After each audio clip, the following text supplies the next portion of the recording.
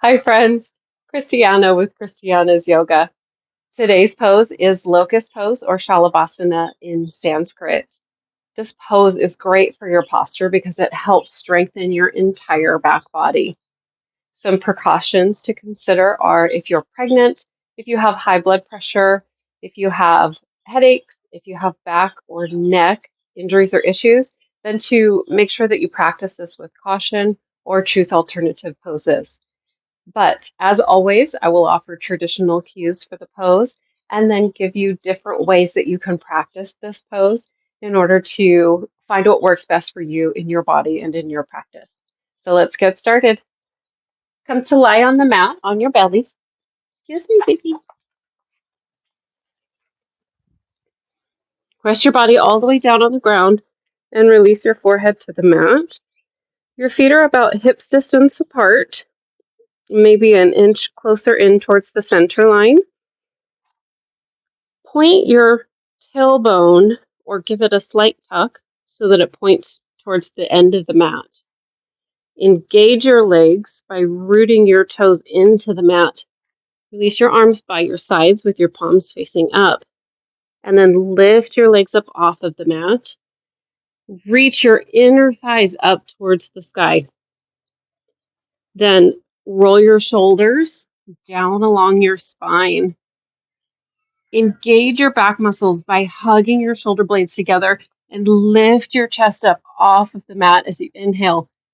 Reach your hands towards your feet. Think of lifting the crown of your head forward and up while keeping length in the back of your neck and gazing down at the mat. Pause here for a few breaths. Keep your entire back body engaged and your tailbone pointing towards that short end of the mat to give length in your spine. And then exhale and release with control. This is the traditional way of practicing locust pose. There are quite a few different ways to practice locust pose, and the legs stay the same in these variations. So coming down to your belly, we'll get our legs into position. So feet are about hips distance apart. Pelvis and stomach is rooted into the mat. Engage the legs, lift them up off of the mat. Reach your inner thighs up towards the ceiling. Now, the first position was reaching your arms straight back towards your feet. Another option is what I like to call Superman arms, with your arms straight out in front of you. In this position, try not to shrug your shoulders too far up towards your ears, causing discomfort in your neck. We still want to keep that length in the back of your neck in this position.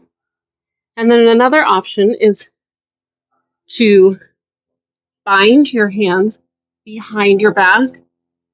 This position offers more leverage and a little bit less engagement in your back muscles in order to reach.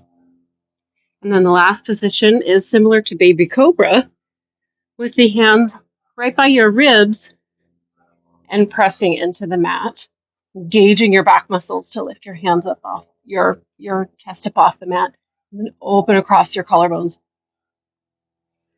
and then release. One thing I'd like to point out, though, in this last version of Locust Pose is that you might hear in some classes, moving through a classical sun salutation, that when you exhale and lower all the way to the mat, when you press up, this is often called a variation of Locust Pose, but because our legs stay rooted into the mat and we don't lift them up, I like to call this one Baby Cobra. In most yoga classes, your teacher is going to cue what arm position to use. And this is helpful if, for example, there's a theme in the class, and let's just use heart openers as an example. In a heart opening class, there might be several binds sequenced into the class. So coming into locust pose, if that's one of the poses in the sequence, the teacher might wish to have you use the bind option. So there's different ways to practice it, but in most classes, the teacher will cue that. But it's also a really good idea to practice the different options and see what you prefer. And once you understand the cues and you're able to practice them and see what you prefer to practice, how many times can I say practice? um, you'll be able to flow in and out of it without waiting for the next cue. There's a couple of other options now that I want to show you. And one of those options is to place some padding underneath your pelvic area if it gets sensitive. So I'll show you that. This is just a knee pad that I have, but you can use a folded up towel and place it just underneath your pubic bone and then set it up the same way. Root your feet into the mat, root your pelvis and your stomach into the ground. Engage your legs, lift them off the mat. Inhale, fill your chest up off of the mat. Open across your collarbones. Find that length in the back of your neck. And then release. The other options are to practice half Salabhasana, and that's simply either using your legs only or using your arms only.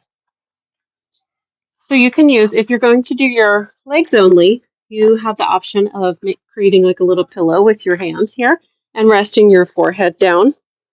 And then doing the same exact thing with your legs, which is engage your legs, root your pelvis and your stomach into the mat, and then lift your legs up off the mat, reaching your inner thighs towards the ceiling, and breathe. And release. And then, of course, the other option is to only use your arms. So this time, keeping your legs rooted into the mat, your pelvis and your stomach also rooting down into the ground. On your inhale, roll your shoulders back and down along your spine. Hug your shoulder blades together. Open across your collarbones. Find the length in the back of your neck. Gaze down towards the mat. Breathe and release. It's just a suggestion that you don't have to go extremely high in order to get the benefits from this pose. Instead, focus on the activation of the muscles across your entire back body, and that will guide how high your lift is. So there are so many options and so many different ways to practice Locust Pose. And my suggestion to you is play with all the different ways that you can practice it and find the one that works best for you and in your body. And then, of course, once you're done practicing this pose, then take a couple of movements to help release any tension that might have built up. And one of the ways to do this is to, again, make a little pillow with your hands, rest your cheek down, and then sway your hips gently side to side to release any tension.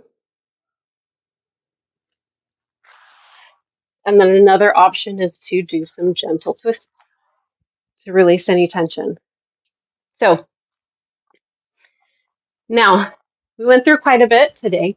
And if that wasn't enough, I wanted to let you know that I actually have 3 more videos coming on ways that you can spice up your locust practice or your locust pose and add them into your current yoga practice just to give you an added boost of strength and endurance. So stay tuned if you want to know how you can add those into your practice. I look forward to seeing you soon. Happy exploring.